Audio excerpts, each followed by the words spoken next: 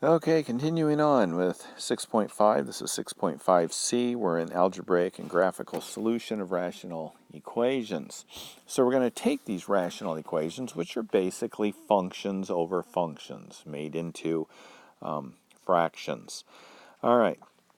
So some of the solutions to a polynomial equation may not work because when we have these polynomial functions in the numerator and then one in the denominator, there's usually a number in the denominator that will make that whole thing equal to 0, which means it's undefined.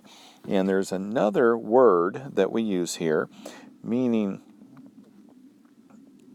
extraneous, and I may have used it earlier, and you may have heard it in other math classes, but basically what that means is it works when you solve the equation, but when you plug it back in the original equation, it doesn't work. So therefore you get rid of it, because what it has done is it ends up making your denominator 0 and undefined, so we can't have that. So for example, if we look at example 5, it's x squared plus x over x minus 1 equals x plus x cubed over x minus 1. And we're solving this for x. Okay, sounds like fun. Notice, if x is 1 here, this will be 0. If x is 1 here, this is 0. That will make the whole thing undefined. So if we get 1 for an answer here, it isn't going to work. Okay, so what we've got here is some fractions. So in order to get rid of the fractions, we multiply the entire thing by the least common denominator of the fraction, which in this case is x minus 1. So we're going to multiply the entire thing by x minus 1. So I'm going to write this out the long way just to remind you of how this works. So we're multiplying everything times x minus 1.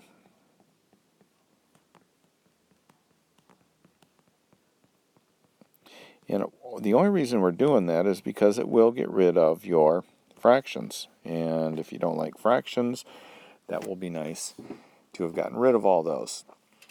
So we get x cubed minus x squared. That gets rid of that.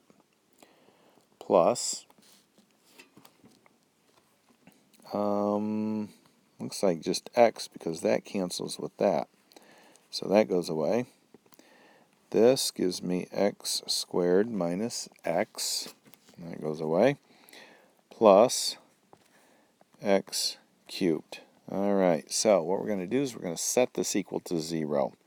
So we're going to bring each one of these to the other side and combine where we can. And we get 2x squared minus 2x because my x cubed will cancel with that one. This negative x squared in this one will give me my 2x squared. And let's see, and then my 2x from here and here. Okay, so that gives me 0. So I'm going to go ahead and factor out a 2x, and that leaves me with x minus 1 equals 0. So I'm going to get two answers, 2x equals 0 and x minus 1 equals 0. So x equals 1, x equals 0. Now again, we plug that into our original equation and we get undefined there. So x equals 1 is an extraneous root that does not work. Therefore, that's the only answer that we get.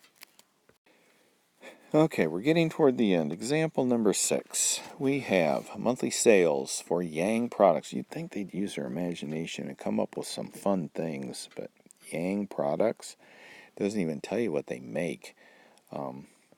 15 plus x. All right, so determine the amount of money that must be spent on advertising to generate $100,000 in sales. This is the amount of money in thousands of dollars. Okay, so if that's the case, then this is going to be 100. Since it's in thousands of dollars, I just write 100 because it means 100,000. Okay, so I know that if I get an answer of negative 15, that won't work because that'll make that undefined. So we'll kind of see what happens here. So what we're going to do is we're going to multiply both sides by 15 plus x. And that gets rid of the fraction. So this is 1500 plus 100x equals 300x. And then I like to just cross those two out, and those two out, and I get 15 plus x equals 3x, or 15 equals 2x, which means x equals 7.5. Okay, so what does that 7.5 mean? Well, y, when we started, I mentioned that y is monthly sales in thousands of dollars. X is advertising costs, also in thousands of dollars. So 7.5 would be advertising costs, so 7.5 thousand or 7,500, okay, would be how much you'd have to spend if you wanted to generate $100,000 in sales. Seems like a pretty good deal there. All right, so we go ahead and plug 7.5 into our original equation, see if it works. It does. We get an answer of 100, and everything is good to go.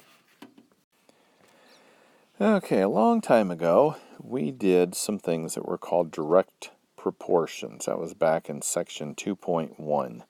And direct proportion meant that y equals kx. And we went through and we found the k, and then we plugged numbers in, and we got our proportion. Or it varies directly. So it's direct proportion or varies directly. In this lesson, we're going to learn about inverse proportion or varies inversely. Okay? Which basically means as one number gets bigger, the other one gets smaller. Whereas in direct, as one gets bigger, the other one gets bigger. So inverse, one gets bigger, the other one gets smaller. As one gets smaller, the other one gets bigger. And it's written this way. And I think we at least looked at this. So there's directly and there's inversely. You do everything the exact same. It's just you use a formula like this instead. All right, so let's look at example 7, and then we'll be done with this lesson and be able to move on. All right, the illumination produced by a light varies inversely. Okay, there's your key words there, varies inversely, so we know we're going to use this as the square of the distance from the source of the light. If the illumination 30 feet from a light source is 60 candela, what is the illumination 20 feet from the source? Okay, so here is the formula. The illumination we're going to use with L. D represents the distance. So instead of an X, we're going to use D. But what does it say about the distance? The square of the distance. Okay, so there's the formula that we're using, which is very similar to that one. And now we're going to find K. So what information do they give us? They give us 60 for our lumens. We don't know K, but we do know the distance is 30 feet. So 60 equals K over 900. And therefore K is 54,000. Okay, so we found our K. Now we're going to have to find out the rest of this. What is the illumination 20 feet from the source? I'm going to use the same formula, but I'm going to use a different number for D, 20 feet. So K, we found, is not K any longer. It is actually 54,000, which is what we just found right there. And so now we have 54,000, don't ask me why I put the 4 first, over 400. Okay, which gives us an answer of 135. That's pretty much it. I'm not going to go into a lot of detail about how to do these inverse things because, like I say, in section 2.1 we went over direct proportions in a lot of detail. It's done the exact same way. You're just dividing this time instead of multiplying. So you find the k, and then you plug the k in and the other information they give you, and you find the answer, and you're good to go. Okay, so that's it for 6.5.